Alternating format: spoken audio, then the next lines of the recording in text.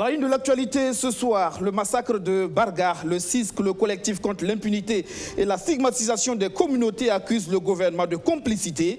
Le CISC qui affirme que les Kogluego seraient à l'origine de cette attaque qui a fait officiellement 43 morts. Il affirme avoir recueilli des témoignages sur le terrain. Le coronavirus et l'appel du président du Faso, Roch-Marc Christian Kaboré, exhorte les syndicats à savoir raison garder dans cette situation sanitaire préoccupante. Pendant ce temps en Chine, la situation se normalise. Bonsoir et bienvenue à tous. Voici pour le sommaire de ce 19h30. Le sujet est certes sensible, mais sa sensibilité ne saurait être source de contre-vérité et d'impunité. C'est la vision du CISC, le collectif contre l'impunité et la stigmatisation des communautés qui est entré dans une colère noire ce samedi à propos du massacre de Barga. Le collectif accuse le gouvernement de complicité avec les bourreaux de cette attaque qui a fait officiellement 43 morts. Des bourreaux qui seraient les groupes d'autodéfense Kogluego. Le CISC qui dit en avoir les preuves et refuse de parler d'hommes armés non identifiés comme les nomme l'exécutif. Plus d'explications avec Abdourazak Traoré. À votre connaissance. Si le CISC a attendu près d'une semaine après les attaques de Barga avant de se prononcer, ce n'est pas fortuit.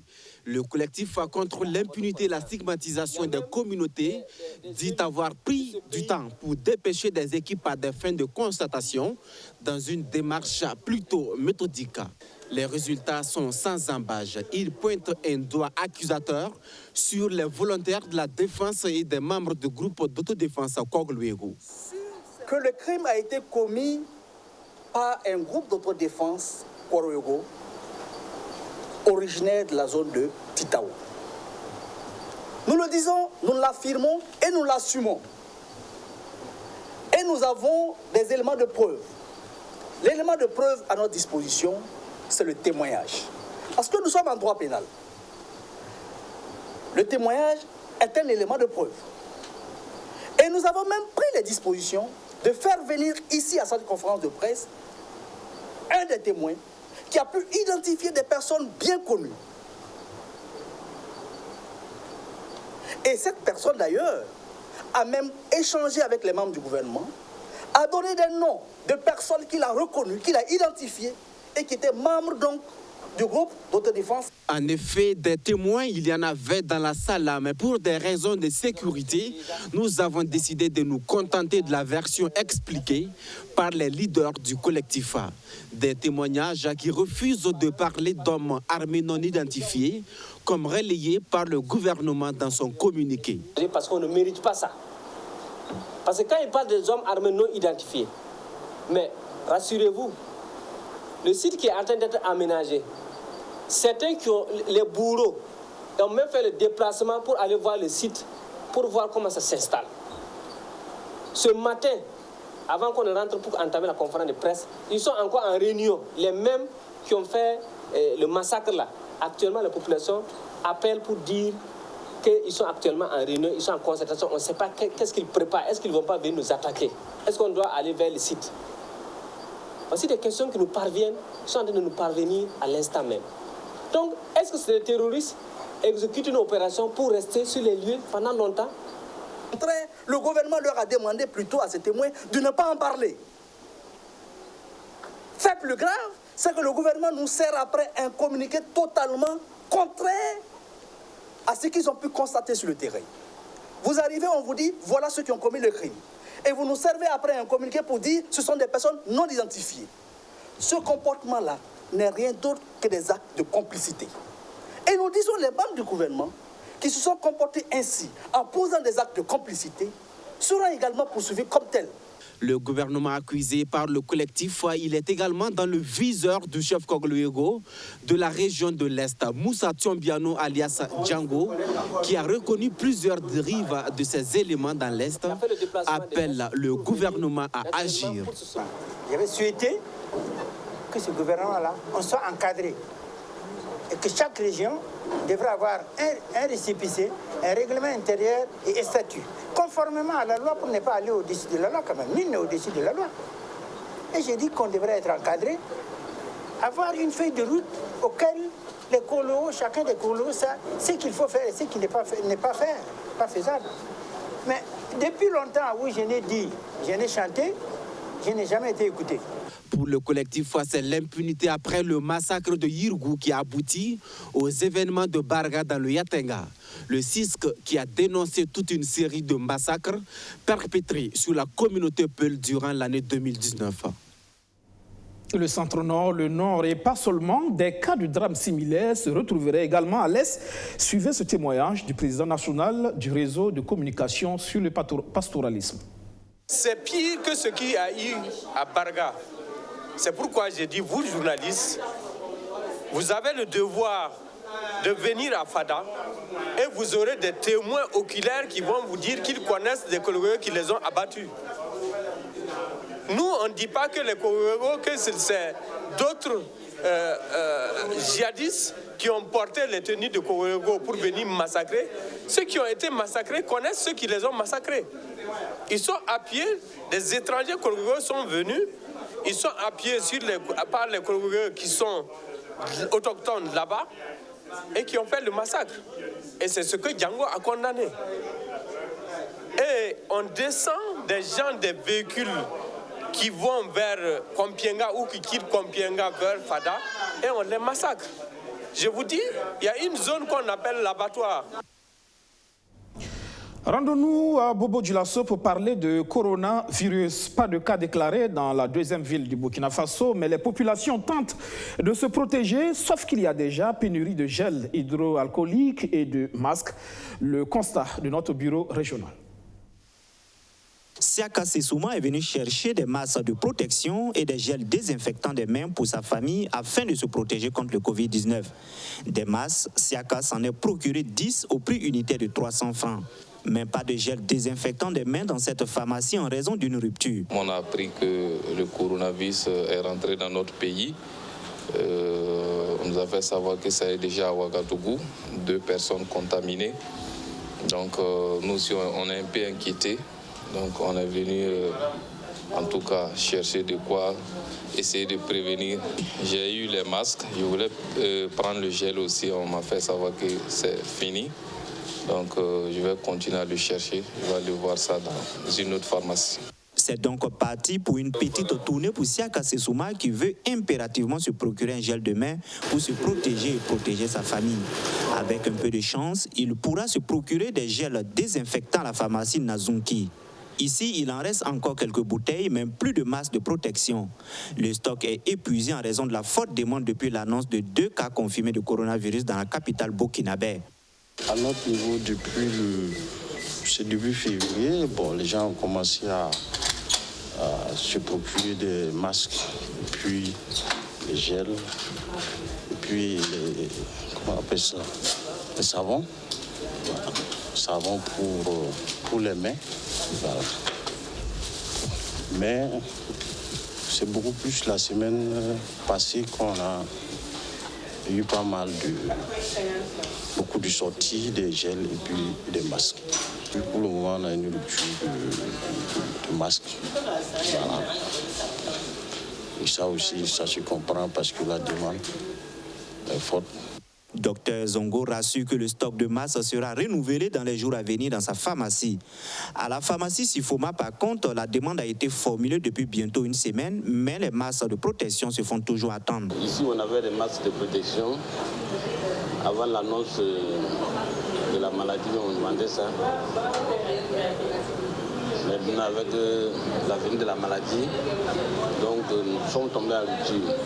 Le port des masques de protection et l'utilisation de gel désinfectant des mains entrent petit à petit dans les habitudes des populations bogolaises depuis que le coronavirus a fait son apparition au Burkina Faso.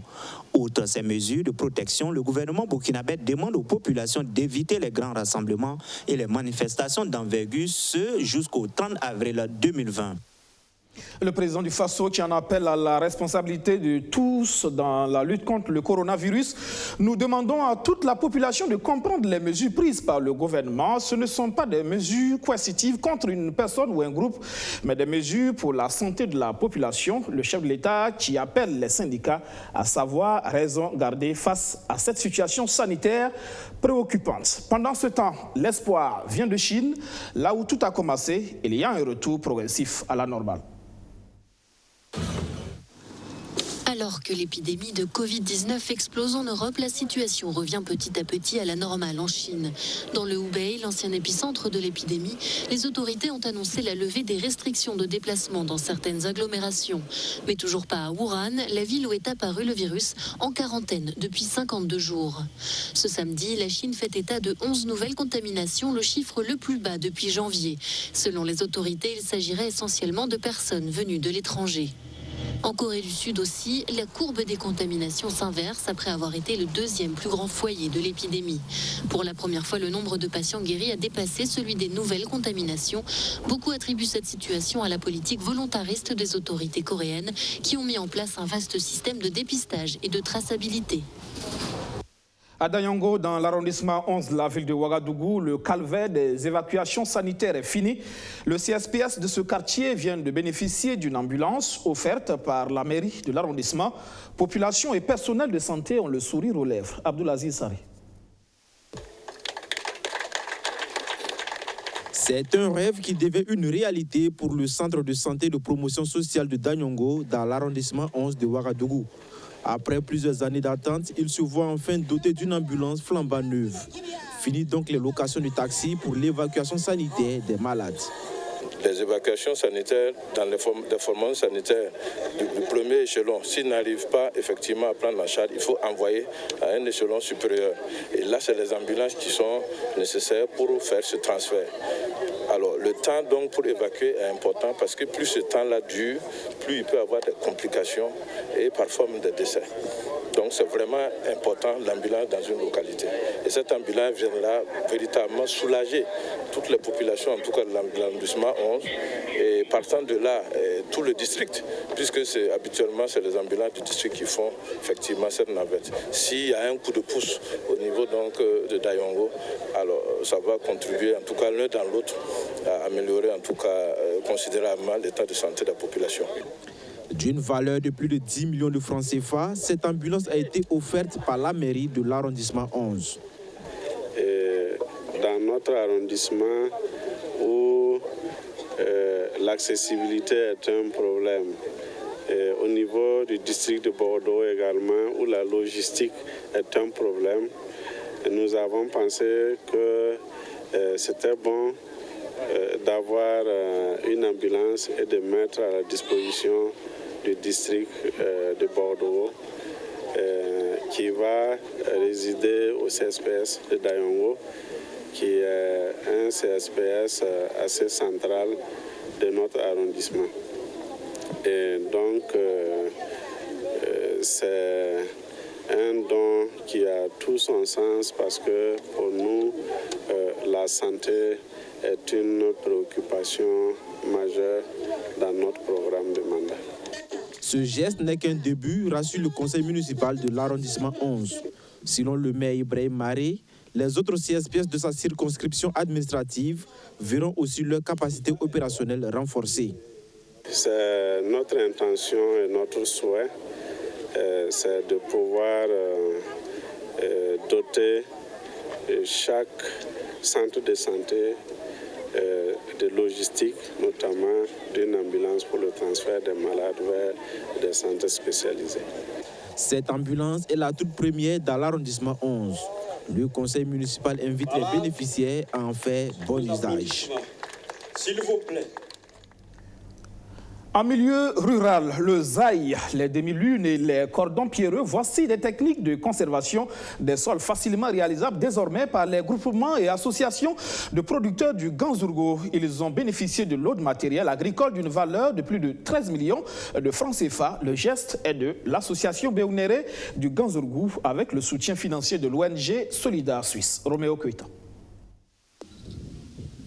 Ils sont au total 7 groupements et associations d'agriculteurs du Ganzourgo à bénéficier de ce matériel agricole. Composé entre autres d'arrosoirs, de fourches, de brouettes et de marteaux, cet équipement servira à la réalisation des techniques de conservation des eaux et des sols. Une stratégie qui devrait permettre de tirer profit des sols pauvres et arides. Le geste est de l'association Béounéré du Ganzourgo. Compte tenu du changement climatique, nous voyons que les sols sont devenus pauvres. alors qu'il faut revenir au naturel. Et surtout ne plus aller avec les produits chimiques dont nous voyons qu'aujourd'hui, ça nous crée des problèmes. Alors nous, on vivait correctement avec ce qu'on avait. Alors on a préféré revenir un peu à la source pour nous ressourcer, parce qu'on a fait des constats, trouvé qu'avec les ailles, les demi-lunes, les composts, alors nous arrivons bien. Nous arrivons à produire correctement et à manger de bons aliments. Avant de rentrer en possession des équipements, ces agriculteurs ont reçu des formations théoriques et pratiques en technique de conservation des sols. L'ensemble de ces actions, achat de matériel et renforcement de capacités ont coûté environ 13 millions de francs CFA, financés par l'ONG Solidaire Suisse. Quand on prend le contexte actuel avec les changements climatiques, vous savez, les producteurs n'arrivent pas à s'adapter. Donc il faut un renforcement des capacités, il faut des formations techniques, d'où l'appui des services techniques de l'agriculture de la province de Ganzougou. Il faut également du matériel. Donc d'où vraiment la cérémonie d'aujourd'hui pour leur permettre d'être bien outillés et utiliser vraiment ce matériel pour mettre en pratique les enseignements qui ont été dispensés pendant ces formations. Les techniques agricoles sont les ailles, les demi-lunes, les cordons pierreux et les fosses fumières. Ces producteurs remercient les donateurs, tout en espérant que ce matériel leur permette de mieux débuter les activités préparatoires de la campagne agricole 2020-2021. Sur la scène politique, l'UNI-PS, l'Union pour la Renaissance Parti sankariste, veut conquérir le Sanguier. Le parti de Maître Bénéwendé Sankara est même convaincu que sa place est déjà confortable dans cette province de la région du centre-ouest. Lundi dernier, ce parti sankariste a mobilisé du monde à Réau. Alexis Belemnaba. La sérénité de l'UNIR-PS pour les élections couplées de 2020 est affichée ce 9 mars à Réau, à l'occasion de la rentrée politique de la Fédération provinciale du parti. La mobilisation est sans pareil et est même considérée comme historique. Ça fait plus de 20 ans que l'UNIR-PS existe. Mais je veux avouer que c'est la première fois que nous avons eu le courage de venir à Réau tenir un tel meeting. Quand je parle de fierté dans le pays sanguier, je sais de quoi je parle. Le Gourouzi, d'abord, c'est la fierté qui incarne. C'est son courage, c'est son abnégation, mais c'est sa fidélité et son engagement. Un aveu qui sonne comme une renaissance du parti. Les délégations des 8 communes de Sanguier ont fait le déplacement pour répondre à l'appel du parti. La place de l'UNIR-PS dans le Sanguier est totale. Je le dis et je sais de quoi je parle. C'est pour cela, lorsque je regarde nos mamans, les femmes, les jeunes, je réponds à l'appel de venir. Je me dis que nous avons gagné une bataille et pouvoir former des générations de demain, des Sankaristes de demain. Pour nous, Liliane Sankara, c'est la voie à suivre pour libérer le Burkina Faso. Yelgado Zéphira Yogo, le président fédéral, veut faire de l'UNIR-PS un parti à l'écoute des préoccupations des populations. Je reste confiant que c'est avec le concours de l'ensemble des camarades que nous avons déplacé les montagnes. C'est donc en toute humilité que j'appelle toutes les militantes et tous les militants de la province de Sanguier à se mettre en ordre de bataille dans la solidarité, la combativité et la discipline pour faire de l'UNIR-PS une véritable alternative aux préoccupations de nos populations.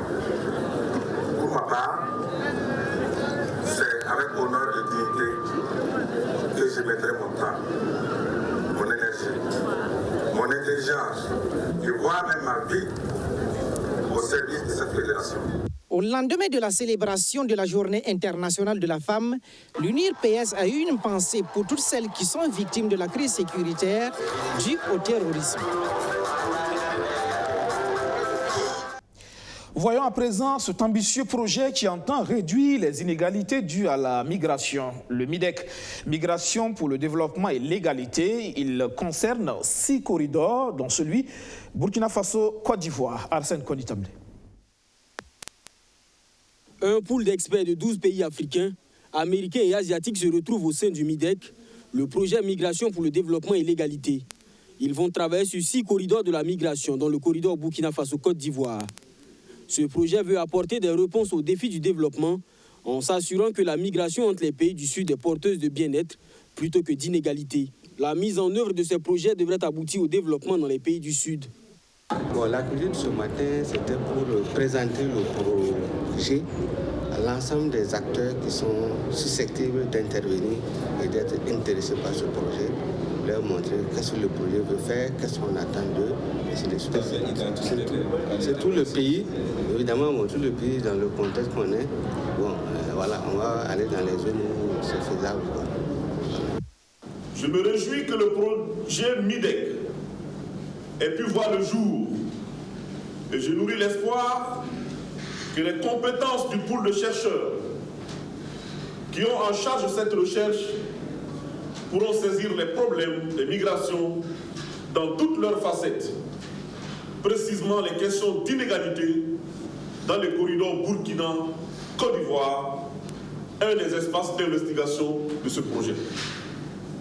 L'Institut supérieur des sciences de la population de l'Université Joseph Kizerbo est chargé de l'exécution de cette initiative sur les migrations. Les problèmes liés à ces migrations, notamment économiques, sociaux et même politiques, nous ont fait comprendre très tôt les enjeux que représente ce phénomène pour le développement de nos différents pays. Cette situation explique pourquoi la recherche et la formation sur les questions de migration occupent une place grandissante à l'Université Joseph Kizerbo. Le MIDEC est mis en œuvre sur une période de 5 ans, de 2019 à 2024. Il est financé par la United Kingdom Research for Innovation à travers sa structure de financement qu'est le Global Challenges Research Fund. Le FARF, le Fonds d'appui aux activités rémunératrices des femmes, veut revoir ses procédures d'octroi de crédit. De plus en plus de femmes tapent à la porte du fonds.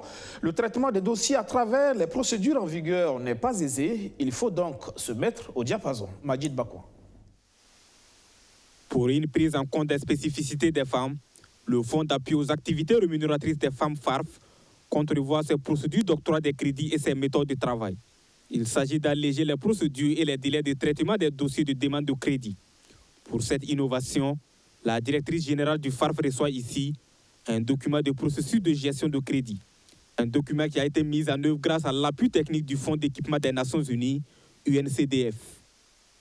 Depuis qu'on a augmenté les montants alloués aux femmes, nous avons vu une recrudescence des demandes des femmes et elles apprennent à connaître le FAF et on a beaucoup de demandes et c'est important de revoir notre manière d'octroyer des crédits pour répondre rapidement. Et si vous voyez, il y a certaines femmes qui se plaignent de la longueur, la procédure, le temps que ça met pour pouvoir avoir les crédits FAF. Et c'est dans ce sens que ce que nous avons, le travail qui a été effectué par UNCDF, nous a permis de revoir totalement. Et nous avons même déjà mis en place certaines recommandations que nous avons élaborées ensemble. Nous avons mis en place la direction gestion de crédit et revu nos procédures pour pouvoir mieux répondre rapidement et diligemment aux besoins des femmes en matière de crédit. Cette innovation dans le processus d'amélioration d'octroi du FARF a été possible grâce au soutien financier du Grand-Duché de Luxembourg. Et depuis quelques années, notre politique se veut même explicitement féministe et cherche des endroits où on peut donner un appui concret aux femmes qui font face à, et ça, M. Messane le développera encore mieux que moi, qui font face à certaines difficultés structurelles pour accéder au crédit, pour réaliser leurs objectifs socio-professionnels. Ce que ça va apporter, c'est que ça va apporter, comme a dit Madame la directrice, de la célérité. Ça va également déboucher sur plusieurs recommandations en termes d'amélioration et d'optimisation. Donc lorsqu'on parlait de rationalisation, c'est une optimisation. Ça veut dire les ressources qui sont là seront encore mieux utilisées. Elles seront utilisées en temps et en heure et elles vont avoir un impact encore plus important sur les populations auxquelles elles sont destinées. En rappel, le FARF créé en 1990 est la structure nationale chargée d'octroyer des crédits pour l'autonomisation financière des femmes à travers des activités génératrices de revenus. Et c'est la fin de cette édition. Rendez-vous demain. 3 rendez-vous majeurs. Presse Éco à 11h, 18h sur Face de Vérité et puis à 19h30, le 7 Info. À demain donc.